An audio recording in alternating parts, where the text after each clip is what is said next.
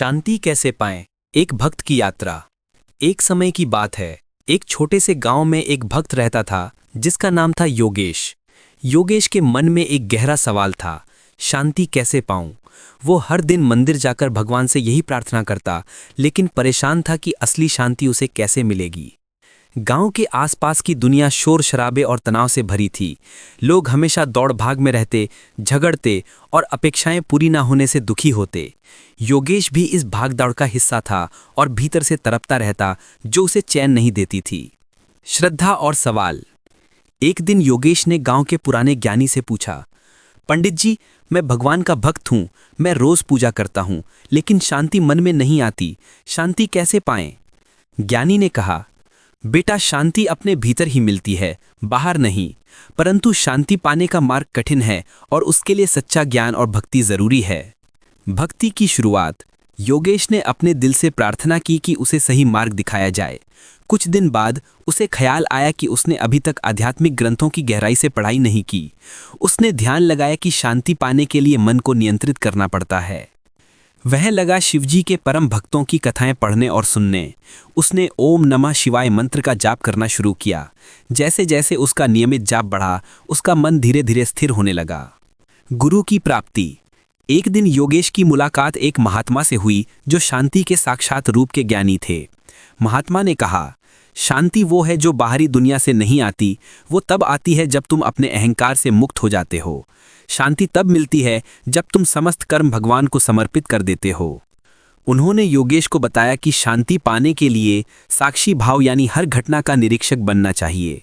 जब तुम अपने मन को हर भाव, हर विचार में गहरे लगाव से मुक्त कर देते हो और केवल देखने वाले बन जाते हो, तभी शांति आती है। शांति की प्राप्ति की कथा। महात्मा ने एक कथा सुनाई। एक बार एक राजा था जो अपनी सारी सत्ता और धन के बावजूद शांति से वंचित था।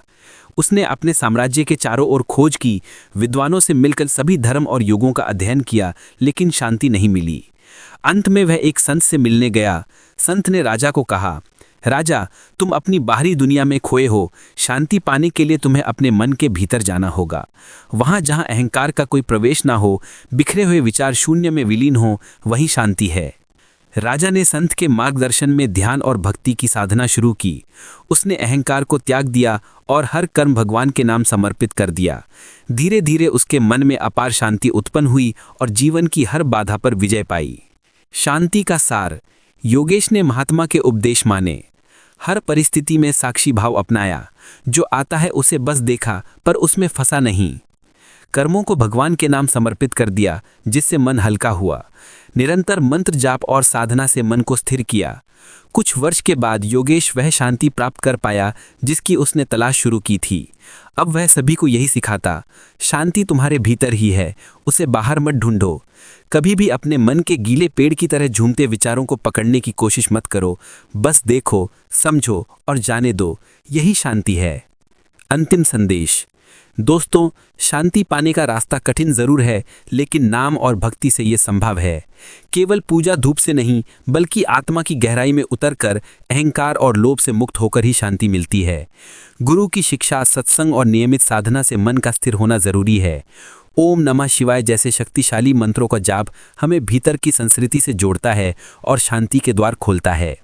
आप भी अपने जीवन में इन सिद्धांतों को अपनाएं और सच्ची शांति प्राप्त करें। अगर आपको ये कथा पसंद आई हो तो कृपया इसे लाइक करें, अपने दोस्तों के साथ शेयर करें और आत्मज्ञान संवाद को सब्सक्राइब करें। ऐसी और प्रेरणादायक भक्ति कहानियों के लिए हमारे साथ जुड़े रहें। धन्यवाद। जय भोलेनाथ।